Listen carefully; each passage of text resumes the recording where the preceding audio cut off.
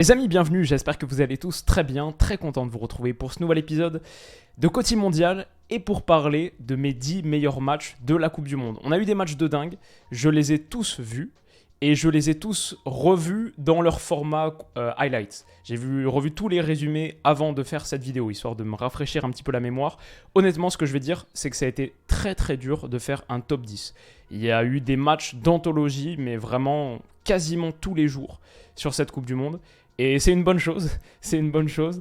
Et cette vidéo est vraiment elle a été kiffante à faire. Donc on est parti sans plus tarder sur le numéro 10 de ce classement. Je les ai fait en plus dans l'ordre, donc on va du 10e au premier. Le numéro 10 c'est Cameroun-Serbie, 3 partout.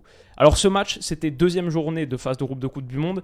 Il était vital pour les deux, parce que le Cameroun avait déjà perdu contre la Suisse sur le match d'ouverture, et la Serbie avait perdu contre le Brésil. Donc deux équipes à 0 points. Et bien sûr le Cameroun, avec les déclarations de Samuel Eto'o, est attendu au tournant. Mais en plus, le Cameroun, quelques heures avant le coup d'envoi, drop Onana. Pas de André Onana, qui a apparemment un désaccord, un conflit avec Rigobert Song, le sélectionneur. Donc ça commence déjà très très fort sur le pré-match. Pourtant, le Cameroun marque le premier but, Castelletto au bout de ce corner. Mais la Serbie les renverse juste avant la mi-temps. Il y a cette tête de Milenkovic et Sergej Milinkovic-Savic, le 2-1 en 3 minutes dans le temps additionnel. La Serbie prend l'avantage, enfin, après ce but de Milinkovic-Savic, au retour des vestiaires, 53e minute. Un but, une merveille collective, vraiment. Je crois que c'est Zivkovic qui fait la passe à la fin pour Mitrovic qui marque dans le but vide, mais le but dans son ensemble, dans sa conception, est vraiment très très beau. Pourtant, on a un des moments forts du tournoi qui arrive un quart d'heure plus tard, l'entrée d'Aboubacar. C'est un des grands moments de ce mondial, on s'en souviendra longtemps. Ça louche déjà sur Vanier Milinkovic-Savic, magnifique. Et dans la foulée, encore dans la profondeur, ça c'est quelques secondes plus tard, il donne un ballon de but à Choupo-Moting qui plante dans le but vide. Là, ça récompense d'ailleurs le bon mondial de Choupo-Moting, j'ai trouvé. Et l'entrée d'Aboubacar, magique, un joueur que j'aime beaucoup. Franchement, subjectivement, j'étais très très pris par ce match. Le truc, ce qui l'empêche d'aller peut-être un peu plus haut, c'est que c'est un match qui change rien pour les deux. Même si Choupo-Moting marque son but, 3 partout, c'était assez dingue. C'est un match qui change rien pour les deux parce que les deux avaient vraiment besoin d'une victoire. Les deux se séparent sur un point. Et peut-être que quand ça passe à 3 partout avec, on le voit, 66e minute, avec il y avait une bonne demi-heure à jouer avec le temps additionnel. On s'attend à un peu plus peut-être sur la fin. Donc il y avait ce scénario un peu dingue, mais après 30 minutes, peut-être, il aurait fallu un 4e, un 5e but pour que ça aille encore plus haut.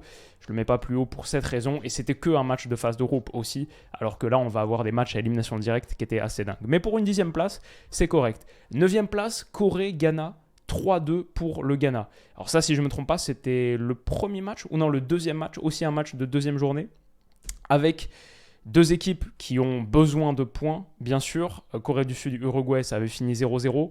Et le Portugal avait battu le Ghana. Donc, deux équipes en grand besoin de points.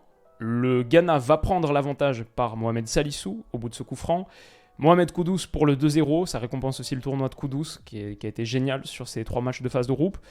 2-0 donc, mais la Corée réplique et en 2 minutes revient au score. Par l'intermédiaire de Cho, un doublé en 120-180 secondes. Celui-ci, il est énorme. Ça, c'est une de mes images préférées de la Coupe du Monde où on voit toute la dynamique de l'action sur le ballon qui perfore le haut du filet. Énorme ce moment. Ouais, super image, boum, comme ça. Et derrière, Mohamed Kudus va planter quelques minutes plus tard le but du 3-2. Donc ça va un petit peu dans tous les sens. La réaction est dingue, mais la Corée pousse énormément et ceux qui ont vu ce match en gros savent, les 20 dernières minutes, elles étaient totalement dingues, c'était l'assaut sur le but ghanéen. Ils tiennent, mais la Corée sera récompensée plus tard de la qualification, avec un énorme match contre le Portugal, une énorme fin de match contre le Portugal. Mais vraiment ce match, alors peut-être là en le présentant comme ça, c'est pas celui qui donne le plus d'émotion, mais ceux qui l'ont vu savent de quoi je parle. C'était vraiment, la fin de match elle était dingue, et puis il y a eu plein de rebondissements. C'était vraiment sympa ce Ghana-Corée du Sud. À la 8e place, Suisse-Serbie, là on commence à arriver tout de suite dans le très lourd, le très gros. Suisse-Serbie, c'est le match que j'attendais le plus des phases de groupe de la Coupe du Monde, j'en parlais. Et c'est un match qui a tout eu. C'était déjà un 16e de finale de Coupe du Monde, entre guillemets, c'est-à-dire un match de 3e journée de phase de groupe à élimination directe. En gros, la Serbie devait l'emporter pour se qualifier. Et voilà, les deux pouvaient se qualifier dans ce match. La Suisse, avec un nul, était qualifiée, mais la Suisse va même l'emporter grâce déjà au but de l'ouverture du score de Xherdan Shaqiri, avec tout ce qu'on sait, la rivalité entre les Suisses nés albanais ou avec des origines albanaises et les Serbes. Bien sûr, la tension un peu géopolitique qui existe dans ce match, une revanche de 2018 en plus à prendre pour la Serbie. Maintenant, la Suisse va le faire à 2 reprises. Pourtant, la Serbie revient dans ce match avec cette fabuleuse tête de Mitrovic. C'était un but superbe. Et 10 minutes plus tard, Vlahovic pour le 2-1. Donc, un match qui bascule totalement sur sa tête et puis qui va rebasculer dans la foulée. Brelembolo pour le 2-2 juste avant la mi-temps. Et le 3-2 qui est une merveille collective en plus. Eduardo Vargas qui remet un petit ballon de Shaqiri. Il le remet dans la course de Remo Freuler. Boum, petit filet. C'était vraiment un super but. Un des plus beaux buts du tournoi pour une victoire très très importante. On peut difficilement imaginer plus important. En sachant donc que la Suisse se qualifie pour les huitièmes de finale grâce à ce succès sur la Serbie, en sachant que dans le même temps, il y avait Cameroun-Brésil, où le Cameroun gagne 1-0. Ces matchs de 3e journée, ces multiplex, là, il y a eu des moments vraiment incroyables. Victoire 1-0 dans le temps additionnel avec Aboubacar qui prend son second jaune en enlevant le maillot. C'était une soirée dingue, un moment très fort et on a eu des multiplex d'anthologie. Ça, c'était une 10-9-8. Le 7e match, donc, Brésil-Croatie. La qualification de la Croatie en quart de finale de Coupe du Monde, donc pour les demi, en battant le Brésil au tir au but, ça c'était quand même quelque chose aussi.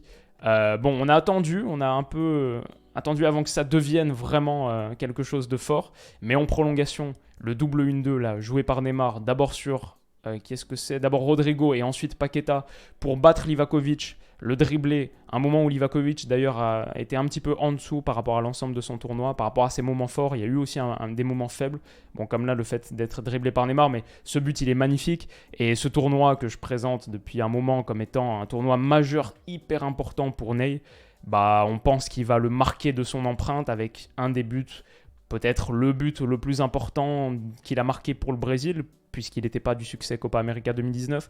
Donc ça prend une tournure d'anthologie, mais derrière le Brésil défend très mal cette transition, avec pas assez de joueurs, pas assez de repli, Fred qui est trop haut sans doute, les offensifs qui ne redécrochent pas, et Bruno Petkovic va marquer sur la première frappe cadrée de la Croatie du match, à la 117e minute, pour égaliser à 1-1.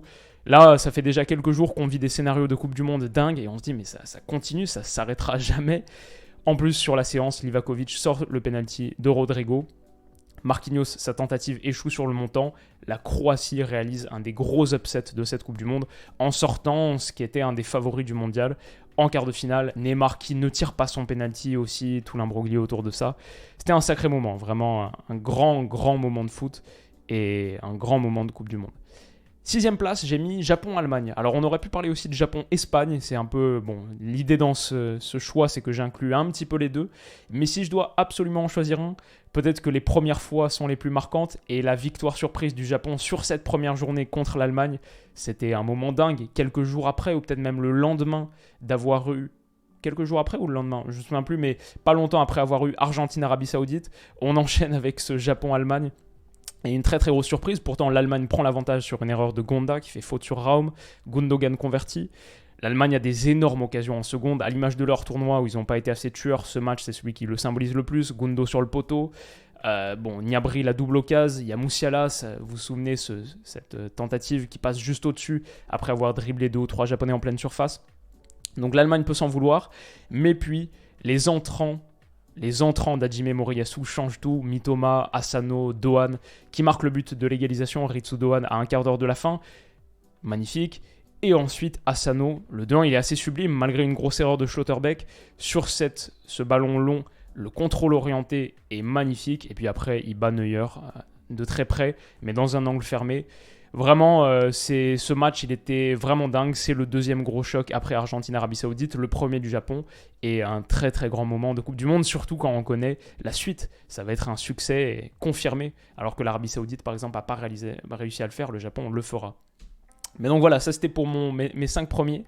Les 5 derniers, Maroc-Portugal, pas forcément pour la qualité technique du match dans son ensemble, mais c'est le miracle marocain, ce qu'ils ont réalisé. La première nation à se qualifier, première nation africaine à se qualifier pour un dernier carré de Coupe du Monde. Forcément, il fallait inclure un de leurs matchs là. La tête de Youssef N'Issiri qui plane à 2,78 m ou je sais plus de hauteur, mais un truc totalement dingue. La qualif donc du Maroc avec des exploits de Bounou qui résiste bien sur la fin. La tête de Pépé là, qui passe un peu mythique, qui passe à quelques centimètres du poteau, son crâne embrassé par El Yamik dans la foulée. Il y a eu des moments assez dingues dans ce match et voilà. Le parcours marocain méritait au moins un match dans ce top 10. On aurait pu parler de celui contre l'Espagne également.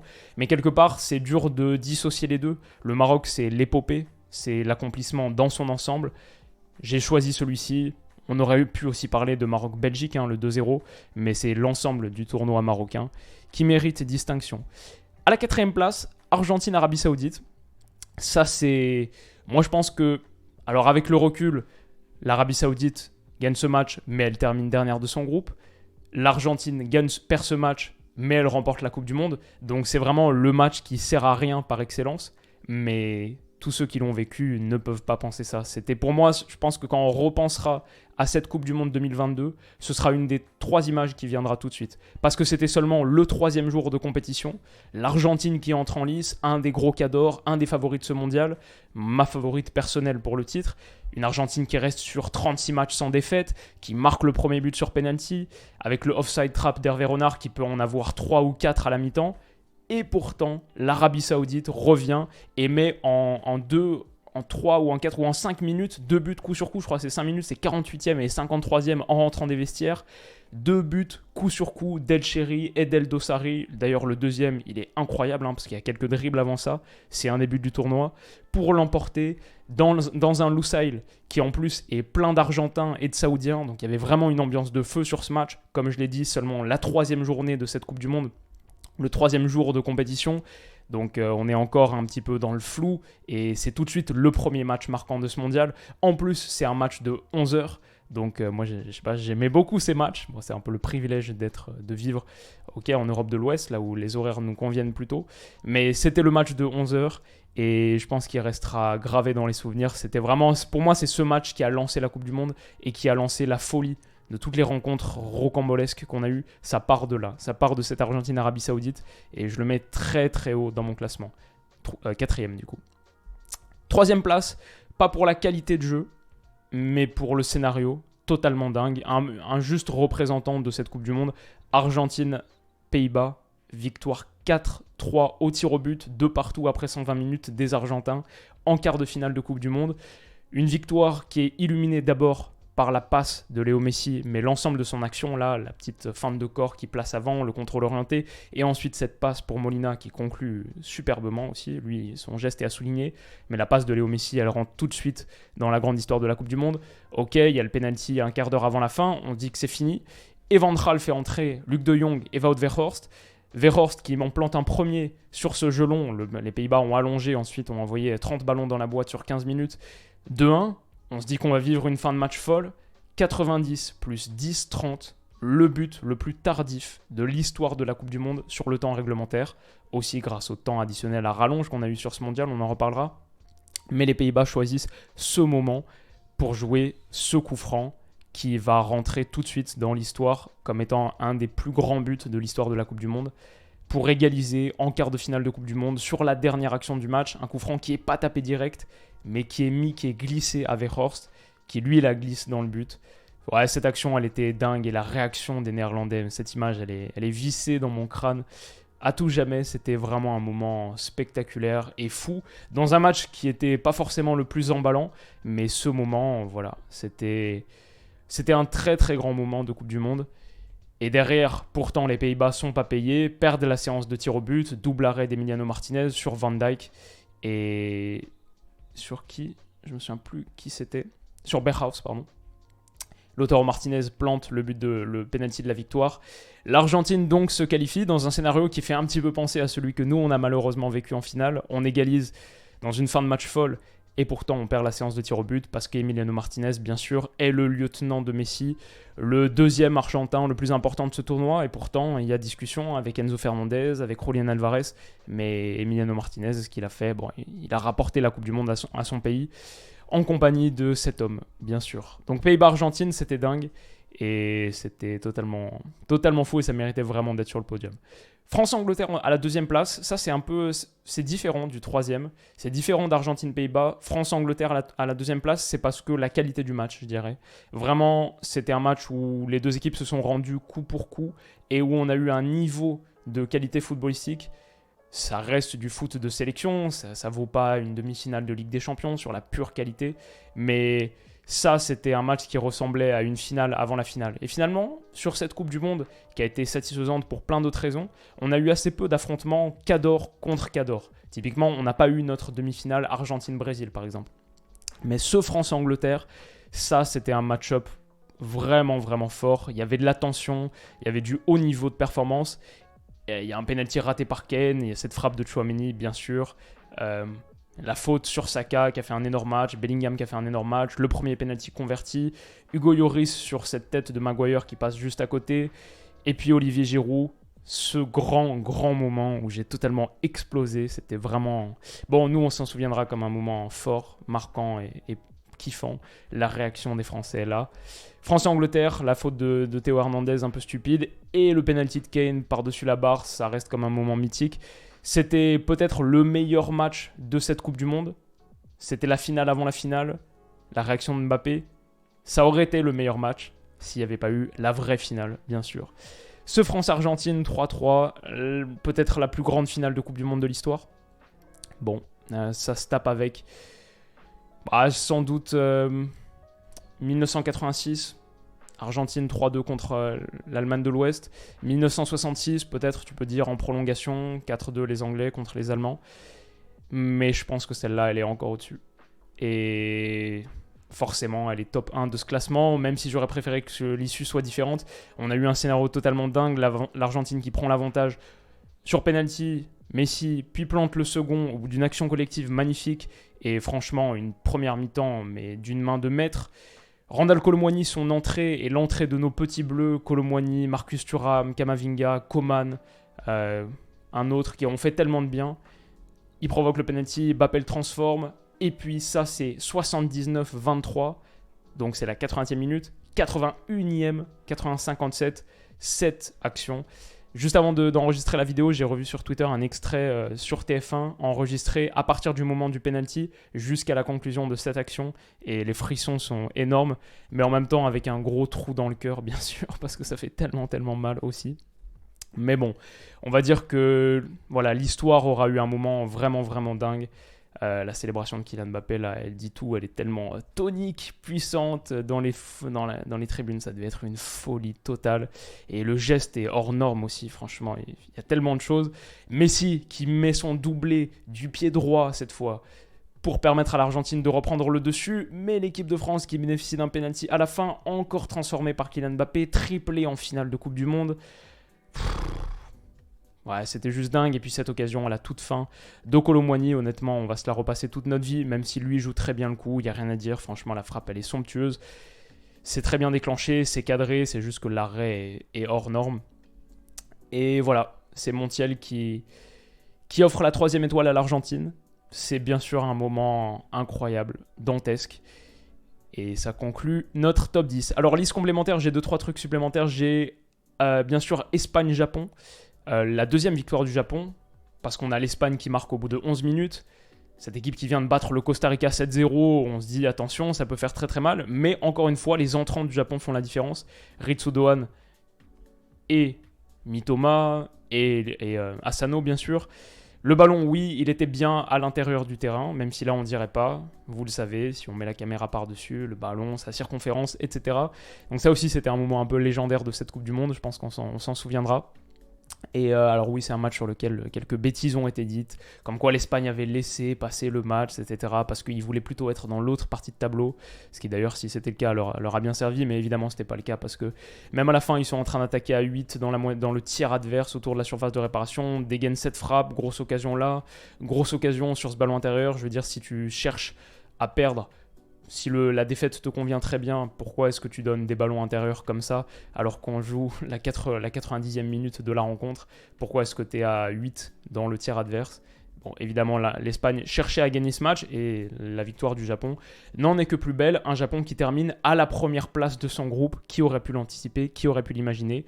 Et avec ce qui se passe aussi dans l'autre rencontre, Allemagne-Costa Rica, ce multiplex totalement dingue où pendant quelques minutes, c'est le Japon et le Costa Rica qui sont qualifiés dans ce groupe. Ouais, c'était une soirée vraiment folle. Et celle-là aussi, on s'en souviendra longtemps. Victoire du Japon, donc, première place du groupe. Corée du Sud, Portugal. Juste pour dire, le Portugal qui prend vite l'avantage, mais la Corée qui revient et qui plante le but de la qualif dans le temps additionnel du 3e match de phase de groupe au bout de cette percée de Heung-min Son. Ça, c'était un grand moment aussi. Ça, c'était vraiment un sacré moment. Hwang qui enlève son maillot, la réaction du supporter. Encore une fois, le multiplex a été dingue. C'était Ghana-Uruguay dans l'autre rencontre. Et l'Uruguay qui a un but de la qualif à la fin, mais le Ghana qui résiste, même si le Ghana sort aussi. Le Ghana qui emmène l'Uruguay avec lui dans la tombe. Et encore un multiplex fou. Les 3e journées de cette phase de groupe, je pense qu'elles sont inégalables. On a vécu des trucs hors normes. À l'image aussi de ce Pays de Galles-Iran. Alors ça, c'était la 2e journée pour le coup. Mais ça ressemblait déjà à une 3e journée. Ça avait déjà un parfum de finale. Et ça, j'ai bien aimé parce que c'était... Je crois que c'est la première journée, le premier jour de Coupe du Monde où on jouait la 2e journée de phase de groupe, si c'est clair. Et d'un côté, l'Iran avait pris 6-2 contre l'Angleterre. Le Pays de Galles avait fait match nul contre les États-Unis, donc il leur fallait une victoire. Il faudra attendre la 98e minute et cette frappe de l'extérieur de la surface, le premier but du tournoi sur une frappe de l'extérieur de la surface, si je ne me trompe pas, pour que l'Iran prenne l'avantage. Ils en inscriront, la réaction est dingue, ils en inscriront même un deuxième dans le temps, 2 minutes plus tard, avec la célébration en larmes, méritée pour l'Iran qui a vraiment été au-dessus du Pays de Galles. Un match de 11h en plus, un créneau que j'aimais beaucoup sur ce mondial pour bien démarrer la journée. Ça méritait une petite, qu'on en dise un petit truc. Et puis bien sûr, Espagne-Maroc. Le Maroc qui résiste jusqu'au bout, la frappe sur le poteau de Sarabia, le penalty sur le poteau aussi. Quelques secondes plus tard, Bounou héroïque, la panenka d'Hakimi pour clore la séance de tir au but. Et le Maroc qui fait tomber l'Espagne, le choc de ces 8e de finale de Coupe du Monde. Ils iront même un cran plus loin, comme on l'a vu tout à l'heure. Voilà, ça aussi, ça méritait qu'on en parle. La réaction de Romain Saïs, qui dit beaucoup de choses. Et enfin, ma dernière petite mention, c'est Équateur-Sénégal. 2 équipes qui nous ont bien plu sur cette Coupe du Monde. Surtout l'Équateur, on va dire, par rapport à là où on les attendait, peut-être, même si moi, je les voyais assez bien. Le Sénégal, sans Sadio Mané, a fait ce qu'il a pu et a obtenu sa qualif au bout d'un match qui était vraiment cool à regarder. Bon, le Sénégal prend l'avantage sur penalty par Ismaïla Sarr, qui a fait un grand match. Caicedo égalise à la 67e minute. Sur un corner, on pense que ça va être... Parce que l'Équateur a juste besoin d'un nul. Le Sénégal doit l'emporter pour se qualifier. Mais 1 minute plus tard, Kalidou Koulibaly, au bout de ce coup de pied arrêté excentré, superbe moment pour le Sénégal. Et ça, c'était un match qui était émotionnellement vraiment kiffant à suivre. La réaction d'Aliou Cissé. Le Sénégal ira pas plus loin, mais sorti par l'Angleterre en 8e 3-0. Mais ça, c'était un match que j'ai pris beaucoup de plaisir à regarder. Et puis, il y en a quelques autres que je peux vous dire comme ça, pêle-mêle. Espagne-Allemagne, le 1 partout. Je trouvais que c'est la première fois qu'on a eu vraiment un choc où techniquement, c'était kiffant à regarder. Australie-Danemark, la qualif de l'Australie sur une finale. Portugal-Ghana, le 3-2 aussi, avec à la fin Boukari qui célèbre en mode Cristiano Ronaldo. Raphaël Leao qui marque son but. Ronaldo record qui marque dans 5 Coupes du Monde. Voilà, il y a eu plein de matchs, franchement, je pourrais passer encore beaucoup de temps à en discuter. Mais c'était cette Coupe du Monde et c'était mes 10 matchs à moi. Quel match est-ce que vous mettriez vous dans votre top 10 ? Est-ce qu'il y a des désaccords sur le classement ? Je suis sûr qu'il y en a. Mais justifiez. Si vous n'êtes pas d'accord sur un truc, allez-y. Mais dites-moi quel match vous voyez à la place. Pourquoi est-ce que ce match-là est supérieur à l'autre ? Pas juste il fallait mettre lui. Mais oui, mais à la place duquel du coup ? Voilà, dites-moi ça dans les commentaires. Et on se retrouve très vite pour la dernière vidéo de cette Coupe du Monde pour boucler enfin et définitivement ce mondial. Ça sort demain. Et elle est pas mal, j'ai hâte de la faire. A tout à l'heure. Bisous.